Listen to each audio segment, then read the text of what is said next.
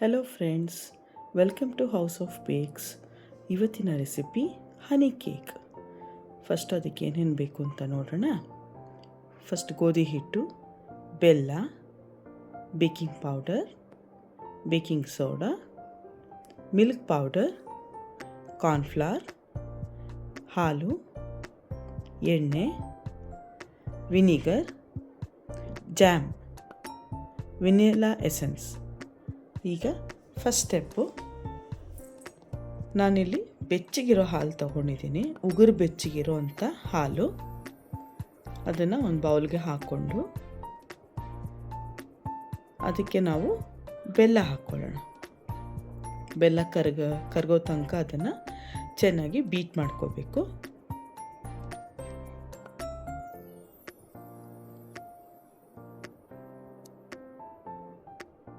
ನೋಡಿ, ಬೆಲ್ಲ ಕರಗಿದೆ ಆಲ್ಮೋಸ್ಟು.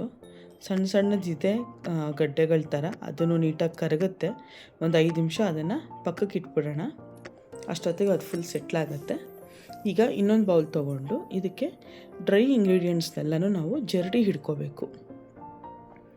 ಇದು ಗೋಧಿ ಹಿಟ್ಟು ಫಸ್ಟಿಗೆ, ಆಮೇಲೆ ಕಾರ್ನ್ಫ್ಲವರ್, ಮತ್ತು ಮಿಲ್ಕ್ ಪೌಡರ್,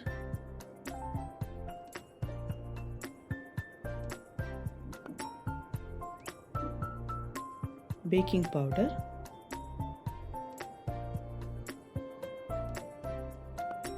ಬೇಕಿಂಗ್ ಸೋಡಾ.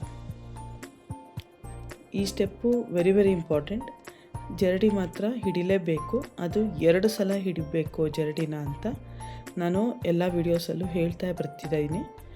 ಆ ಸ್ಟೆಪ್ ಮಾತ್ರ ಸ್ಕಿಪ್ ಮಾಡಲೇಬಾರ್ದು ಗೋಧಿ ಹಿಟ್ಟಿರೋದ್ರಿಂದ. ನೋಡಿ, ನಾನು ಇಲ್ಲಿ 2 ಸಲ ಜರಡಿ ಹಿಡ್ಕೋತೀನಿ. ಯಾಕೆ ಅಂದರೆ ಅದು ಚೆನ್ನಾಗಿ ಈವನ್ನಾಗಿ ಸ್ಪ್ರೆಡ್ ಆಗುತ್ತೆ. ಆವಾಗ ಗೂಡು ಅಂತ ಕೇಕ್ ಬರುತ್ತಲ್ಲ, ನಾವು ಮೈದಾ ಹಿಟ್ಟಲ್ಲಿ ಹೇಗೆ ಬರುತ್ತೆ ಅದೇ ಥರನೇ ಫಿನಿಶಿಂಗ್ ಬರುತ್ತೆ ನಾವು 2 ಸಲ ಜರಡಿ ಹಿಡ್ಕೊಂಡಾಗ. ಸೊ ಆ ಸ್ಟೆಪ್ ಮಾತ್ರ ಯಾವುದೇ ಕಾರಣಕ್ಕೂ ಸ್ಕಿಪ್ ಮಾಡಬೇಡಿ. ಆಗಿದೆ. ಈಗ ಇದನ್ನು ಪಕ್ಕಕ್ಕೆ ಇಟ್ಕೊಳ್ಳೋಣ. ಇವಾಗ ಒಂದು ಬೌಲ್ ತೊಗೊಂಡು ಇದರಲ್ಲಿ ನಾವು ಸ್ವಲ್ಪ ಉಗುರು ಬೆಚ್ಚಗಿಂತ ಇನ್ನೂ ತಣ್ಣಗಿರೋ ಅಂಥ ನೀರನ್ನ ಹಾಕ್ಕೋಬೇಕು. ಒಂದು 3 ಸ್ಪೂನಷ್ಟು ನೀರು ಹಾಕ್ಕೊಂಡು ಅದಕ್ಕೆ ನಾವು ಜೇನುತುಪ್ಪ, ಇದು ನಾವು ಹನಿ ಕೇಕ್ ಮಾಡ್ತಾ ಇರೋದ್ರಿಂದ ಜೇನುತುಪ್ಪನ ಬಿಸಿನೀರಲ್ಲಿ ಅಂದರೆ ವಾರ್ಮ್ ವಾಟರಲ್ಲಿ ಅದನ್ನು ಸ್ವಲ್ಪ ಮಿಕ್ಸ್ ಮಾಡಿ ನಾವು ಇಟ್ಕೋಬೇಕು. ಇದು ಹೇಗೆ ಅಪ್ಲೈ ಮಾಡೋದು ಅಂತ ನಾನು ಮುಂದಿನ ವೀಡಿಯೋಲಿ ತೋರಿಸ್ತೀನಿ ನಿಮಗೆ. ಬಿಸಿ ಇರಬಾರ್ದು, ತುಂಬ ತಣ್ಣಗೂ ಇರಬಾರ್ದು. ಉಗುರು ಬೆಚ್ಚಗಿಂತ ಸ್ವಲ್ಪ ತಣ್ಣಗಿದ್ರೆ ಸಾಕು. ನೀಟಾಗಿ ಅದು ಬ್ಲೆಂಡ್ ಆಗಬೇಕು. ನೋಡಿ, ಈ ಥರ. ಇದನ್ನು ರೆಡಿ ಮಾಡಿ ಪಕ್ಕಕ್ಕೆ ಇಟ್ಕೊಂಬಿಡೋಣ. ಇದನ್ನು ಓಕೆ. ಇವಾಗ ನಾವು ವೆಟ್ ಇಂಗ್ರೀಡಿಯೆಂಟ್ಸ್ನೆಲ್ಲ ಒಂದೊಂದೇ ಆ್ಯಡ್ ಮಾಡ್ತಾ ಹೋಗೋಣ. ಸೆಟ್ ಕಟ್ ತೊಗೊಂಡಿದ್ದೀನಿ ನಾನಿಲ್ಲಿ. ನಾರ್ಮಲ್ ಪ್ಯಾಕೆಟ್ ಮೊಸರಲ್ಲಿ ನೀರು ಜಾಸ್ತಿ ಇರುತ್ತೆ, ಅದು ಯೂಸ್ ಮಾಡಬಾರ್ದು. ಸೆಟ್ ಕಟ್ ಹಾಕಿದ್ರೆ ಒಳ್ಳೆಯದು.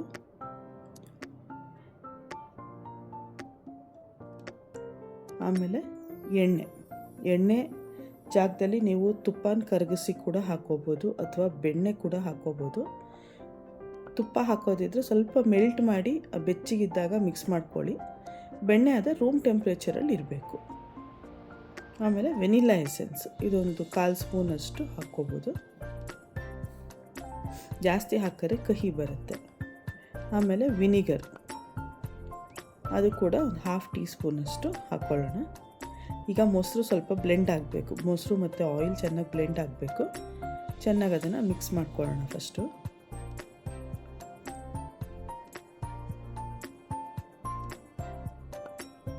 ಸೆಟ್ ಕಾರ್ಡ್ ಅದು ಸ್ವಲ್ಪ ಗಟ್ಟಿ ಇರುತ್ತಲ್ಲ, ಹಾಗಾಗಿ ಸ್ವಲ್ಪ ಟೈಮ್ ಆಗುತ್ತೆ. ನೋಡಿ, ಈ ಥರ ನೀಟಾಗಿ ಬ್ಲೆಂಡ್ ಆಗುತ್ತೆ.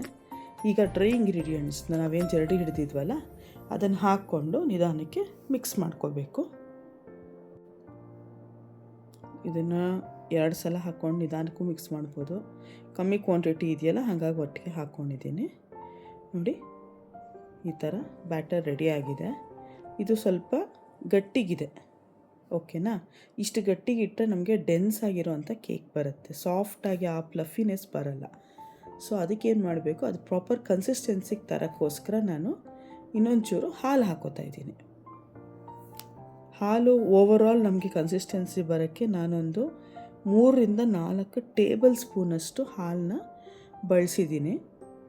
ಗೋಧಿ ಹಿಟ್ಟಾಗಿರೋದ್ರಿಂದ ಅದು ಬೇಗ ಮಾಯಿಶ್ಚರ್ನ ಹೀರ್ಕೊಳ್ಳುತ್ತೆ. ಹಾಗಾಗಿ ಸ್ವಲ್ಪ ಒಂದು ಸ್ಪೂನು 2 ಸ್ಪೂನ್ ಜಾಸ್ತಿ ಹಿಡಿಸ್ಬೋದು. ಹಾಕಿ ಮಿಕ್ಸ್ ಮಾಡಿದ್ರೆ ಪರ್ಫೆಕ್ಟ್ ಕನ್ಸಿಸ್ಟೆನ್ಸಿ ಬರುತ್ತೆ. ನೋಡಿ ಇನ್ನೂ ಗಟ್ಟಿ ಇದೆ, ಅದಕ್ಕೆ ಇನ್ನೊಂಚೂರು ಹಾಕೋತಾ ಇದ್ದೀನಿ. ರಿಬ್ಬನ್ ಕನ್ಸಿಸ್ಟೆನ್ಸಿ ಅಂತ ಹೇಳ್ತೀವಿ ನಾವು. ಕೇಕ್ ಬ್ಯಾಟರ್ ಯಾವಾಗಲೂ ರಿಬ್ಬನ್ ಕನ್ಸಿಸ್ಟೆನ್ಸಿಲೇ ಇರಬೇಕು.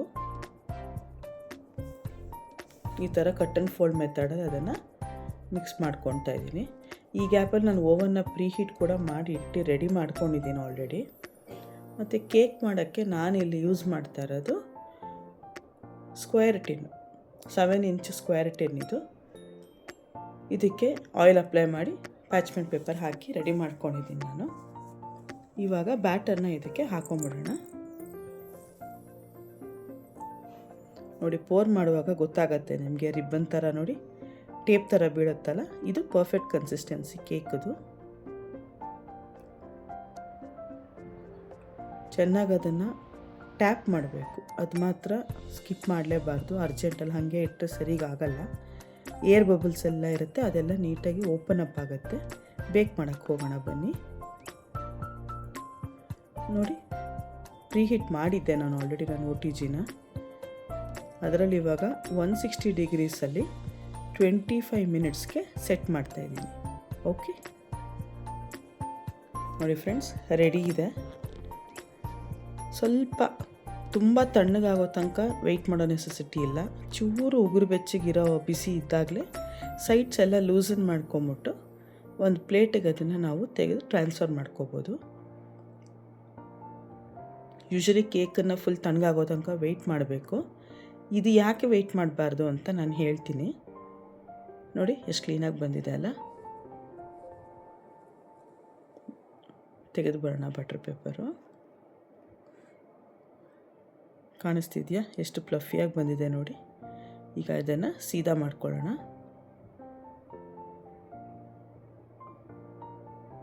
ಓಕೆ, ಕಾಣಿಸ್ತಿದೆಯಾ ಎಷ್ಟು ಸಾಫ್ಟಾಗಿ ಬಂದಿದೆ ನೋಡಿ, ಎಷ್ಟು ಫ್ಲಫಿಯಾಗಿ ಬಂದಿದೆ ಹೈಟು ಎಲ್ಲನೂ.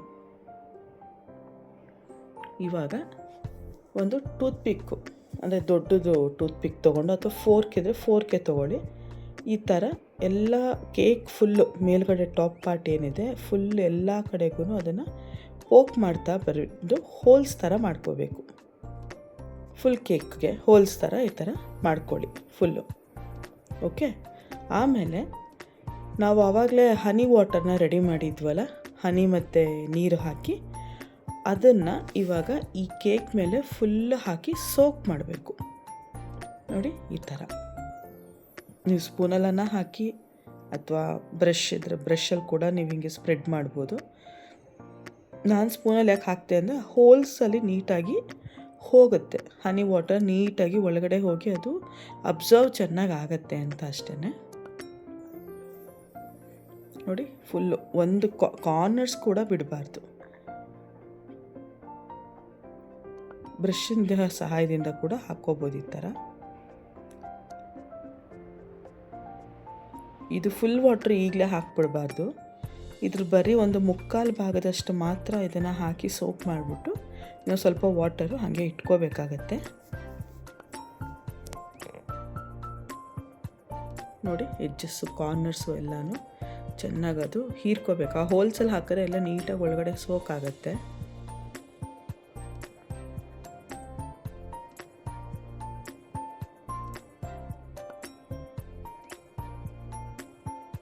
ನನ್ನ ಕ್ರ್ಯಾಕ್ಸ್ ಟಾಪ್ ಏನು ಬಂದಿದೆ ಅದನ್ನು ಕಟ್ ಮಾಡಿಲ್ಲ. ನಿಮಗದು ತುಂಬ ಕ್ರ್ಯಾಕ್ಸ್ ಬಂದಿದೆ, ನೀವು ಅದನ್ನು ಕಟ್ ಮಾಡಿ ರಿಮೂವ್ ಮಾಡಿ ಆಮೇಲೆ ಮಾಡ್ಕೋಬೋದು. ಈಗ ಅಷ್ಟಾದಮೇಲೆ ನಾನಿಲ್ಲಿ ಕಿಸಾನ್ ಜಾಮ್ ತೊಗೊಂಡಿದ್ದೀನಿ. ನೀವು ಯಾವ ಫ್ರೂಟ್ ಜಾಮ್ ಬೇಕಾದ್ರೂ ಯೂಸ್ ಮಾಡ್ಬೋದು, ಹೋಮ್ ಮೇಡ್ ಕೂಡ ಯೂಸ್ ಮಾಡ್ಬೋದು. ಈಗ ಒಂದು ಬೌಲ್ಗೆ ನಮಗೆ ಎಷ್ಟು ಬೇಕು ಅನಿಸುತ್ತೋ ಒಂದು 2-3 ಸ್ಪೂನ್ ಹಾಕ್ಕೊಂಡು ಆ ಹನಿ ವಾಟರ್ ಏನಿರುತ್ತೆ ಅಲ್ವಾ, ಅದು ಜಸ್ಟ್ ಒಂದು 1/4 ಸ್ಪೂನ್ ಮಾತ್ರ ಹಾಕ್ಕೊಂಬಿಟ್ಟು ಜಾಮ್ಗೆ ಚೆನ್ನಾಗಿ ಅದನ್ನು ವಿಸ್ಕ್ ಥರ ಬೀಟ್ ಮಾಡ್ಕೋಬೇಕು ಅದನ್ನು. ಏಕೆಂದರೆ ಬಾಟ್ಲಲ್ಲಿದ್ದಾಗ ಅದು ತುಂಬ ಗಟ್ಟಿ ಕನ್ಸಿಸ್ಟೆನ್ಸಿಯಲ್ಲಿರುತ್ತೆ, ಅದನ್ನು ಅಪ್ಲೈ ಮಾಡೋಕ್ಕಾಗೋದಿಲ್ಲ, ಈವನಾಗಿ ಸ್ಪ್ರೆಡ್ ಆಗೋದಿಲ್ಲ. ಅದಕ್ಕೋಸ್ಕರ ನೋಡಿ, ಚೆನ್ನಾಗಿ ಬೀಟ್ ಮಾಡ್ಕೊಂಬಿಟ್ಟು ಅದನ್ನು ನೀಟಾಗಿ ಒಂದು ಥಿನ್ ಲೇಯರು ಮೇಲ್ಗಡೆ ಫುಲ್ ಕೇಕ್ಗೆ ಸ್ಪ್ರೆಡ್ ಮಾಡ್ತಾ ಬರಬೇಕು.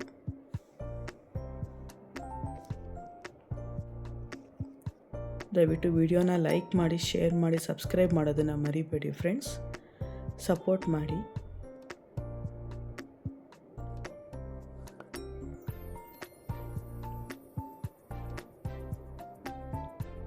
ಕೇಕ್ ಕಾರ್ನರ್ಸು, ಎಡ್ಜಸ್ಸು, ಆ ಕ್ರ್ಯಾಕ್ಸ್ ಇದ್ದರೆ ಅಲ್ಲೂ ಎಲ್ಲ ಫುಲ್ಲು ಜಾಮ್ ಹಾಕಿ ಫುಲ್ ಅದನ್ನು ನೀಟಾಗಿ ನಾವು ಕೇಕ್ ಮೇಲೆ ನಾವು ಫ್ರಾಸ್ಟಿಂಗ್ ಕ್ರೀಮ್ ಹೇಗೆ ನಾವು ಸ್ಪ್ರೆಡ್ ಮಾಡ್ತೀವಲ್ವ, ಅದೇ ಥರ ಜಾಮ್ನ ನೀಟಾಗಿ ಅದರ ಮೇಲೆ ಸ್ಪ್ರೆಡ್ ಮಾಡ್ಕೋಬೇಕು.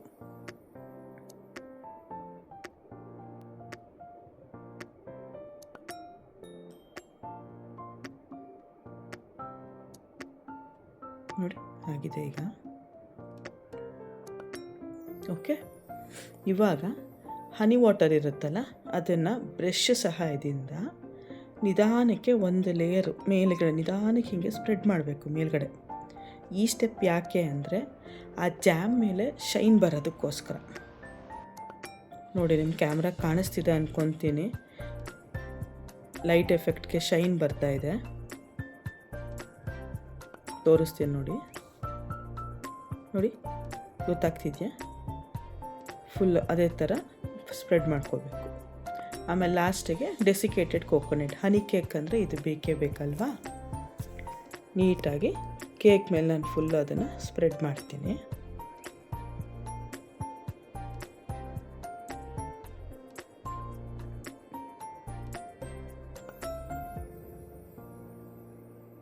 ಇದ್ರ ಮೇಲೆ ಬೇಕಾ ನೀವು ಕ್ರೀಮ್ ಸ್ವಲ್ಪ ಒಂದೊಂದು ಡಿಸೈನ್ ಥರ ಸ್ವಲ್ಪ ಸ್ವಲ್ಪನೂ ಹಾಕೋಬೋದು, ಇಲ್ಲ ಚೆರೀಸ್ ಇಟ್ಕೋಬೋದು ಅಥವಾ ಡ್ರೈ ಫ್ರೂಟ್ಸ್ ಹಾಕೋಬೋದು. ಬಟ್ ಹನಿ ಕೇಕ್ ಅಂದರೆ ಇಷ್ಟೇ ಮಾಡೋದಲ್ವ, ಬೇಕ್ರಿಲೆಲ್ಲ ನಮಗೆ ಸಿಗೋದು ಈ ಥರದ್ದೇ ಅಲ್ವಾ. ನೋಡಿ, ಈಗ ಇಷ್ಟ ಆಯಿತಾ? ಈಗ ನಾವು ಆ ಮೇಲಿಂದ ಹನಿ ವಾಟರ್ ಹಾಕಿ ಸೋಕ್ ಮಾಡಿದಾಗ ಸ್ವಲ್ಪ ಮೇಲ್ಗಡೆಯಿಂದ ಸ್ವಲ್ಪ ಕೆಳಗೆ ತನಕ ಬಂದಿದೆ. ಇನ್ನೂ ಒಂಚೂರು ಕೆಳಗಡೆ ಇನ್ನೂ ಅದು ಸೋಕ್ ಆಗಬೇಕು. ಅದು ಫುಲ್ಲು ಹೀರ್ಕೊಂಡಿಲ್ಲ ಹನಿ ವಾಟರ್ನ. ಸೊ ಅದಕ್ಕೆ ನಾನೇನು ಮಾಡ್ತೀನಿ, ಈಗ ಕೆಳಗಡೆಯಿಂದ ಅದನ್ನು ಸೋಕ್ ಮಾಡೋಕ್ಕೆ ಟ್ರೈ ಮಾಡ್ತೀನಿ.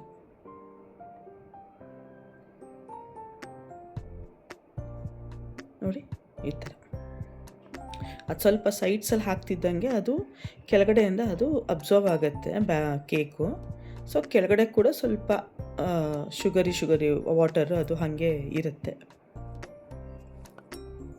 ಬಟ್ ನಾವು ಜಾಸ್ತಿ ಬಳಸಲ್ಲ, ಏಕೆಂದರೆ ಇದು ತುಂಬ ಶುಗರು ಒಳ್ಳೆಯದಲ್ಲ ಅಲ್ಲ, ಹನಿ ಬೇಡ ಅಂತ. ಲೈಟಾಗಿ ಮೈಲ್ಡಾಗಿ ಸ್ವೀಟ್ನೆಸ್ ಇರುತ್ತೆ. ಇದನ್ನೀಗ ಕಟ್ ಮಾಡಿ ತೋರಿಸ್ತೀನಿ ನೋಡಿ. ನೀವು ಇದನ್ನು ಫ್ರಿಜ್ಜಲ್ಲಿ ಇಟ್ಟು ಕೂಡ ಅರ್ಧ ಗಂಟೆ ಬಿಟ್ಟು ಕಟ್ ಮಾಡ್ಬೋದು. ನೋಡಿ ಎಷ್ಟು ಚೆನ್ನಾಗಿ ಬರ್ತಾಯಿದೆ.